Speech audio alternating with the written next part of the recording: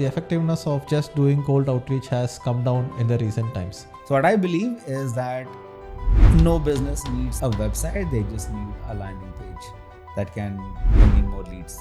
Recently, we met a client, told him that he should build an email marketing sequence. Yeah. His question was, who reads emails anymore? And then I asked him to subscribe to my email sequence, and it has been 3 weeks, and he has opened each and every email every day, right? I was like, dude, I'm running Facebook ads, getting all this lead, but people are not showing up only what to do. They just, I keep sending email reminders. So I started my blog Digital Deepak in 2013, and I wish that I had started building my email list since day one. But I started building my email list from 2016, and that's when the business started picking up. Hey guys, Deepak here from digitaldeepak.com, and welcome to a podcast on my channel. So today we are going to talk about building a digital marketing agency.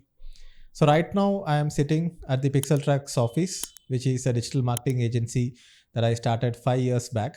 And we have learned a lot in this journey of building an agency and providing services for our clients. And today we have Jayant here, and Jayant has been fundamental in building the agency, helping us close deals and approaching clients, building solutions for them, and all that stuff. So first of all, I want to start the discussion with how big is the opportunity for a boutique digital marketing agency, because there are more than 100,000 new domain names that are being registered every day. And people have a huge demand for marketing their websites online and their online products and services. So generally what happens is that people get started building a website for themselves, but these typical websites don't really work for customer acquisition.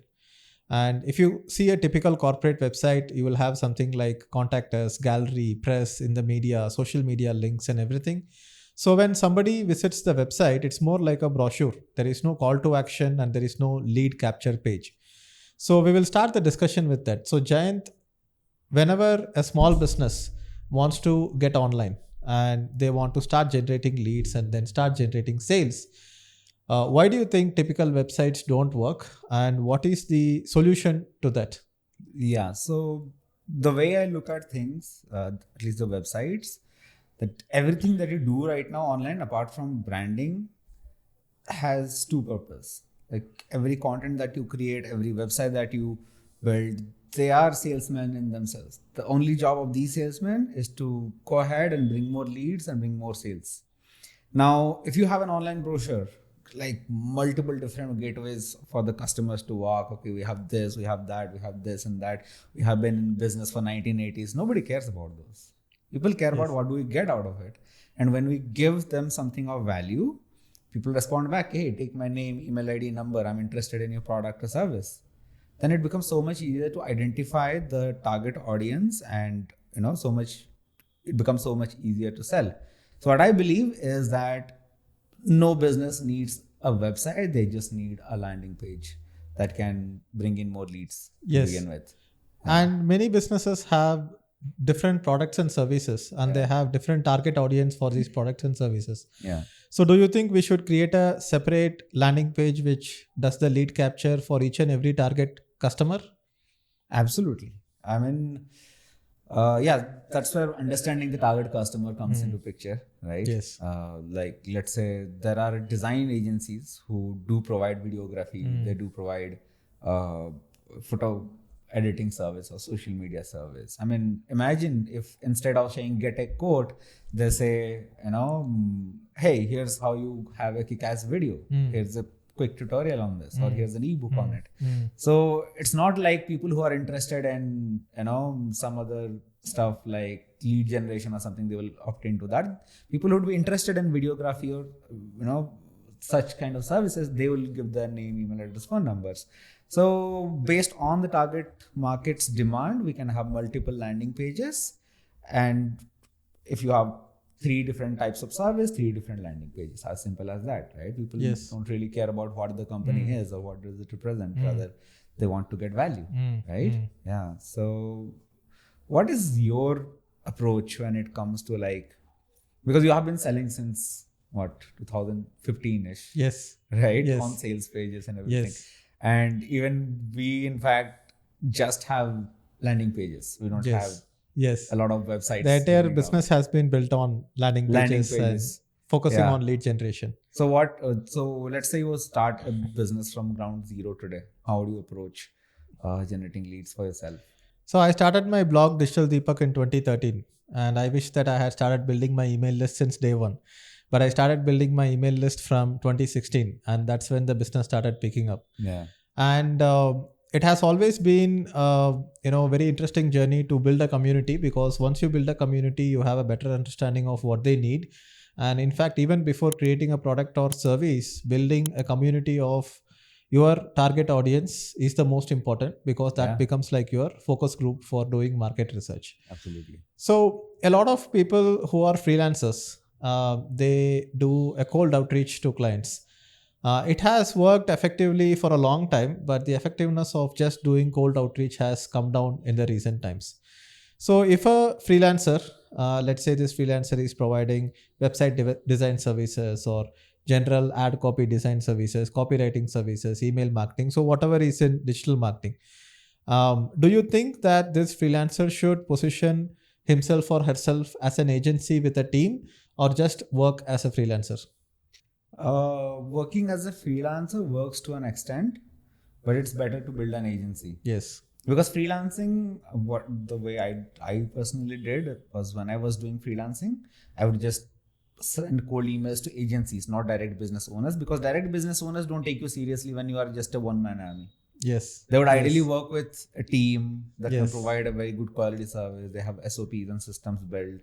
And the problem with freelancing itself, the word itself has the That's word free. Yeah. And clients, I think, sometimes think that they will provide the services for free. So even if there is a one person freelancer, I think he can team up with a bunch of other freelancers and 100%. position themselves as an agency for a particular target market, and to start with focusing on a particular kind of service. Yeah. So when we created Pixel Track, the reason why it is called Pixel Track is because performance marketing is done usually by tracking pixels. And even though the name has a broad scope for going ahead and creating a little bit of multiple services, we still focus on one particular service right now, and for a one particular target market, right? So what do you think about freelancers wanting to choose a niche and sticking to that niche? Because most of the freelancers, even when they create like a small agency, their biggest challenge is that they go ahead and try to position themselves as, hey, I will do everything for everyone. Right? I will do all the kinds of services, and Yeah. any business I will take. So Yeah. that naturally happens because you think that, hey, you are going ahead and losing on a segment of market because you are narrowing down your niche. But I think that is the right way to go, to actually charge higher. So what are your thoughts on that? Yeah, I heard this example. It's a beautiful example that I think it was in somebody's podcast, where the guy was talking about, hey, if you have a dog, let's say a Labrador, and suddenly the Labrador fell sick, what kind of hospital would you go to? A general hospital where everybody goes, or a pet hospital, or a Labrador hospital? Labrador Hospital. Of course, for because sure. it's specialized, right? Highly, highly specialized. So the Labrador hospital misses out on all the other dog breeds and all the other pets and maybe possibly humans. Yes. Right? Yes. But they can charge a bomb because they specialize only on one single thing and they do it really, really well. So when it comes to an agency, when you specialize on a very particular target market, for example, this Koteshwar Rao example we were talking about, Alpha Club member. He's like, boss, I'm doing digital marketing for only doctors. Everything else, everyone else go out.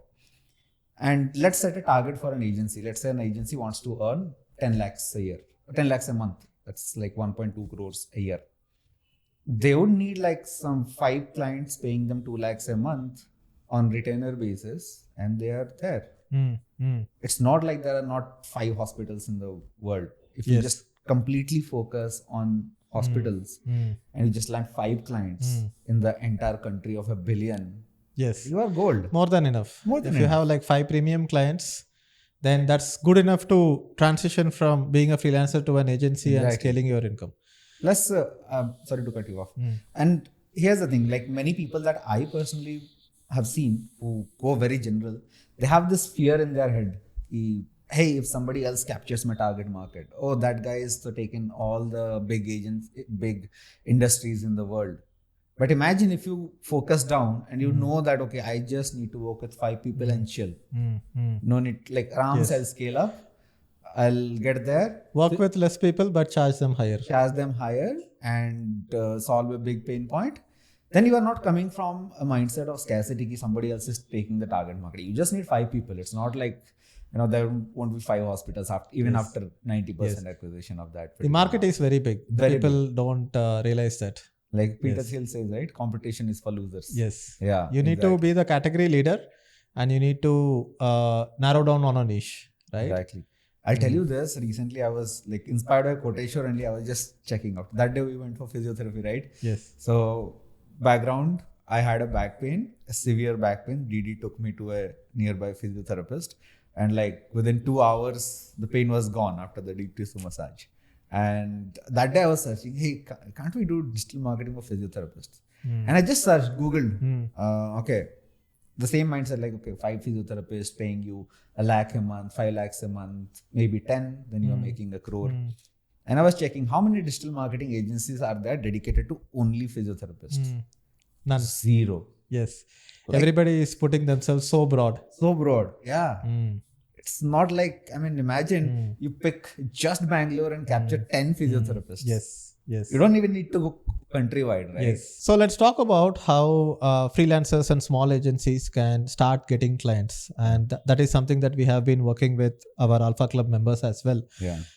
As I said earlier, just doing cold outreach used to work. But now, let's say I'm a potential client and somebody reaches out to me and says that, hey, I'm a website developer.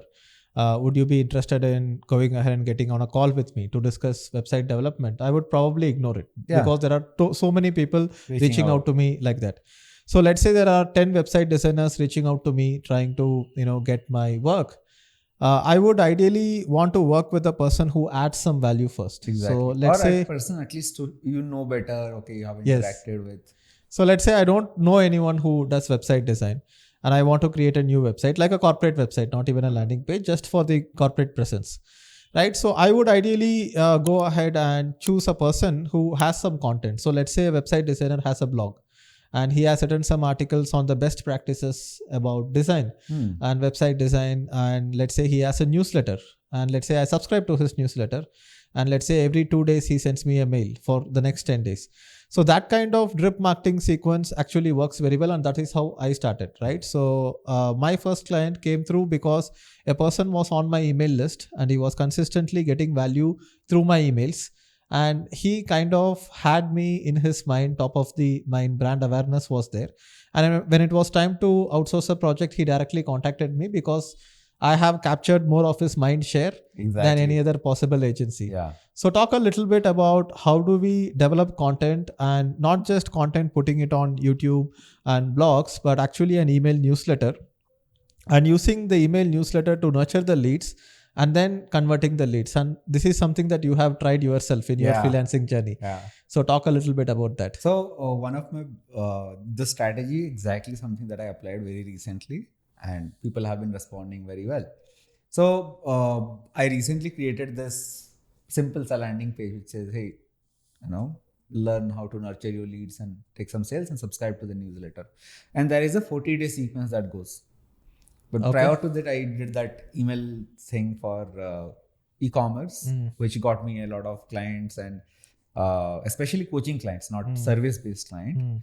But pretty much the same story, right? I wrote a book, asked people to download the book, and once they download the book, they subscribe to my newsletter, and there is a complete 30-40, I think it's 50-day newsletter that goes on, and every single email topic that I write hits a pain point, like e-commerce mein RTO bahut zyada hota hai, so how to reduce that, how to make your Facebook ads profitable, how to do WhatsApp marketing so that your customers keep coming back and you get a good chunk of retainer customers back. These are like heavy hitting pain points that these people absolutely need. And that's what, like when you saw the other day, emails ka open rate was 35-40%. That's because they are like very, very hard hitting emails. Yes. And these need not be hard. Like this is a simple tip that I'm giving you. And guess what? Every email has a call to action. Hey, if you need help, just reply back. And guess what happens? That is how the conversations start. Exactly. And you slowly pivot the conversation towards how do I serve you? Something similar I did recently, even with email marketing. Like right now, the other day I told you one of my clients who needed a chatbot, then needed more webinar attendees. The conversation just went like this. Hey, I see that you are running nice webinars, but are you happy with the conversions that are going on? Then the main pain point that came was like, dude, I'm running Facebook ads, getting all this lead, but people are not showing up only. What to do? They just, I keep sending email reminders, what to do about them. I was like, why don't you just create a WhatsApp sequence where they can connect with you on WhatsApp and then remind them 1 hour before the webinar, because we have been doing that and we have been getting what 50% show up rate. Yes. And he was getting 20% show up rate. And that was one of my hooks. I wrote an email, sent it over. He was ready. Hey, can you do it for me? Like, yeah, of course I can do it for you. Yes. And I quoted him a price and he converted. Yes. I mean, we just started, he's just started launching today. Yes. So yeah, that's how it is. You hit. And recently we met a client and we told him that he should build an email marketing sequence. Yeah. And he did not really have confidence in building an email sequence because his question was, who reads emails anymore? And then I asked him to subscribe to my email sequence, and it has been 3 weeks and he has opened each and every email every day. Right. And people have to believe that, yes, there are people who are reading emails and emails predate internet itself, like World Wide Web. And email was the first communication between two computers. And then the World Wide Web came along. So email is always going to stay, and it's always going to be a primary way to communicate where you can actually get longer attention spans of the person who is reading. Yeah. An email inbox is personal and it's not very social. People might not respond very well to social content, but they would respond much better to email content. Plus, right? Social is not your platform, right? Not your platform, not your audience is how they say it. Yes. So what, when you are posting on Facebook, YouTube, you are basically tapping into YouTube's audience. You're tapping into Facebook's audience. But when you own an email list, it's basically an Excel sheet of names and email addresses that people have subscribed to, and you just use a CRM to automate the email sequence. Yes. Else you could have done it manually, just automating with a CRM. So technically you own that Excel sheet, so you own that audience information. Yes. That's your audience, right? What do you think about that? If you have a Facebook page and if you have like 10,000 followers on your Facebook page, you still don't have the email IDs and phone numbers and names of all these followers. They are inside Facebook on Facebook's platform, which means that Facebook controls the distribution of you trying to reach to these followers. But when you look at these 10,000 people who are on Facebook, they did sign up on Facebook by giving their name, email ID, phone number, right? Yeah. So NEP is what they call it, name, email ID and phone number. And this is usually the most important thing to collect when you are building an audience, and that is best done with an email list. With an email list. Yes. This happened recently. I am in a part of a lot of this YouTubers community. And these are YouTubers with like good subscriber base, like 200,000, 500,000. So I think that guy's name is Ankit or somewhat similar. It starts with an A. Forgive me. Don't kill me, Ankit, or whoever you are. But yeah, so what happened was he uploaded a video and it was a kind of sort of triggering thumbnail. Nothing wrong with nothing, no adult words or anything. It was just thoda flashy. And YouTube banned his entire account. 200,000 subscribers. Oof. Oh, damn. That is the problem with, completely trying to build something on a platform. Exactly. And this quote, not your platform, not your audience. He is the one who told me, boss, I'm frustrated. Yes. YouTube was my main source of income. I quit my jobs and suddenly this is happening. I should have built an email list. Yes. I was like, dude, that's what I've been doing since the last 6 months. And it's not like you don't need to use these platforms. You can use these platforms for certain level of distribution that you get, but use it to get people into your email list. It's just top of the funnel, right? Yes. Most businesses and most people get stuck at the top of the funnel. What about the middle? What about the bottom? Yes. What about nurturing? What about sales? People don't care about that. Yes. And coming to the point of sales, without actually selling something, you are not going to make revenue, which means that you are not going to have budget to spend on ads if you want to expand your reach. Yeah. And Jayant, you have been extremely focused on learning sales techniques and learning sales as a science. And a lot of people think that sales is just about presenting what you have and just continuously following up with them to convert them. And we have seen that in many industries in India as well, where please sir is the only sales technique that they know, right? Yeah. So let's talk a little bit about sales. So let's say freelancer who has built a small agency for himself.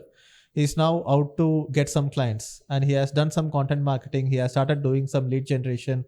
He has started providing value to his leads. Now we can't expect the leads to convert into sales automatically. So how do you actually approach sales and how do you close a client? Some basics of that. I really feel like sales starts from the content part, like you mentioned, content, attention, trust, transaction. So I think half of the sale is made the trust part itself. So for people who don't know, content is how you grab people's attention, build trust through email sequences, newsletters, and communities. And that third 33% of the entire process is the transaction part, which is the sales, right? So if you have done the first three steps enough, pretty well, sales becomes very natural. Yes. Many people, the big mistakes that they don't build enough trust in their customers' mind. I mean, if I badger you in emails like, hey, following up, reply to my email, you'll not listen to me. But if I give you a lot of value in between, you'll listen to me. Okay, now know that this guy is an expert. So I have already built a space in your head. Now that I'm in a sales call, instead of typically acting like a pushy salesman who says like, hey, like just start the call with, sir, we have this to offer. Instead of that, when you actually sit and understand their problem and actually figure out whether this guy needs your help or not. That's the very first thing. You qualify the prospect before you pitch, right? Just like if you go to a doctor and doctor just takes a look at your face and say, take this medicine. That's called malpractice. Yes. If you present your offer before understanding your prospect's problem, that is also like a malpractice. The salesman should be jailed. Like that should be like sales malpractice and something. So in that particular case, so what I advise salespeople, or how I do it personally, is that I just ask a bunch of questions where I uncover where exactly they need help. I mean, many often we find people who don't need our help. Like I was talking to this guy, pitching them for email marketing. I felt here and there some issue was there, but pretty much he was doing okay. He did not have a very big need of hiring me to complete his email marketing. So I let him go, even though he had money and everything. Because even if I could have taken him, I would have serviced him and he would not have seen much return on that. And he was like, kya tune? Like I could have hired somebody else to do it. But a person who actually needs the service and you present your solution as like the pill to cure his pain, then it makes sense. And the service, when you provide them, they get a lot of results and you get a good testimonials and that increases the reputation, which was the last part of your equation, right? Content, attention, trust, transaction, then reputation. Yes. Right? Yes. That was the last CATT-R. -R. If you do CATT properly, then you will build reputation and your CATT funnel will progress faster. Yeah. So as a salesman, many people think that, hey, I just have to make the sale. And that's a very narrow way of thinking because they don't think about fulfillment. So you should be thinking about how would this company fulfill. Yes. Right. When you have that in mind, you know what kind of customer you can serve, how much results you can give to them. You can promise them accordingly. You will automatically not over promise. Yes. You'll under promise only, like, because you know that's what you can do. And you'll actually over deliver on the projects and there'll be a very healthy relationship between you and the client. And people mostly complain about bad clients, shitty clients following up. They have not done the first part correctly, the sales part correctly, right? Yes. So yeah, that's how I approach sale. Yeah. And coming to fulfillment, the way you do it.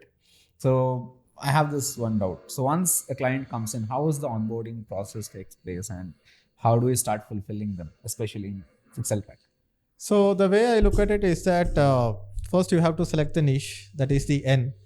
And then there is CATT, which is content, attention, trust, and transaction. Yeah. And then I call it OST, which is onboarding, servicing them, and transforming them. So that's first what- you have to onboard them, yeah. and you have to set the expectations right. So let's say you are getting a client for your agency, and you should tell them that, okay, we are going to have one call every week, and then schedule that call, and then set the expectations right, that this is who you have to contact. If there is an emergency, this is who you have to contact. If this person is not available, then who is the next person to contact? So it's called an escalation matrix, and you need to set that, and you need to do very good onboarding. Otherwise what you will have is a buyer's remorse. So people will pay, and if you don't engage them properly in the first 2 weeks after they have paid, then they will kind of feel a little bit worried about the investments they have done in you. And then you have to serve them, right? And serving them not just means that putting everything that you have together and just giving it to them, but understanding what they need and what is their biggest pain point, and also telling them uh, that you need to do something that what they need rather than what they want. Because the client might think that, hey, to get more social media, to get more customers, I need to post more on social media. But you can tell them that no, that is not how you get more clients. You need to educate them as well, Yeah. and it is part of delivering the service. And once you have delivered the service, they need to go through a transformation. So let's say you take a business which is making 5 lakh a month, you help them double their revenue to like 10 lakh a month, and you need to transform them, and only then they will see the results and they will get the ROI from it. And most of these things have to be built on process and systems eventually, but initially you have to be primarily involved in it. Hard work. Yes, a lot of people think that, hey, I can just put a bunch of people together and the agency will run by itself. Yeah, And that is that a doesn't mistake work. that I have also done in the beginning. I got one designer, I got one performance marketer, I got one social media manager, and then I asked them to deliver the project, but they were like, not able to do it because of my mistake as well, because I did not set a process, system, structure the way I want the project to be executed, right? So if you do all this well, then you will get it to R, which is reputation. Right? So NCATTOSTR. So this is the grand funnel, right? You select the niche, content, attention, trust, transaction, To get the onboard, customers in, service, transform, build and the then build the reputation. And then once you build a very good reputation, then the trust building part becomes faster. very fast. Like for example, let's say I want to buy a BMW. I would go ahead and fill up the form for a test ride, but I might be already convinced to buy that because they are already built the reputation. The salesperson does not need to necessarily convince me and ask me to go through a funnel of trust building to eventually get me to Because they have transact built with the them. reputation already. Yes. Yeah. So the goal of marketing is to eventually build that brand category leadership, the branding, the trust, and the reputation. And if you ideally push it to the maximum extent possible, then you don't need to even advertise or even need to market. The goal right? of advertisement is to to- eventually stop advertisement. Yes, I would say the goal of marketing is to eventually remove the need for marketing. Marketing. itself. Oh. Yes. So that was our short discussion about freelancing agency and about the marketing funnel. I hope you liked this version of the podcast. And if you want more episodes like this, we would like to know what you would like to listen about from us. And if you have any suggestions of bringing in guests, also put it in the comments box, and I will try to bring in those guests and have conversations with them. So we are just getting started with our podcasting, and this is one of the very first few podcasts that is being published on my channel. So thanks a lot for watching, and I will see you in the next video. Bye-bye.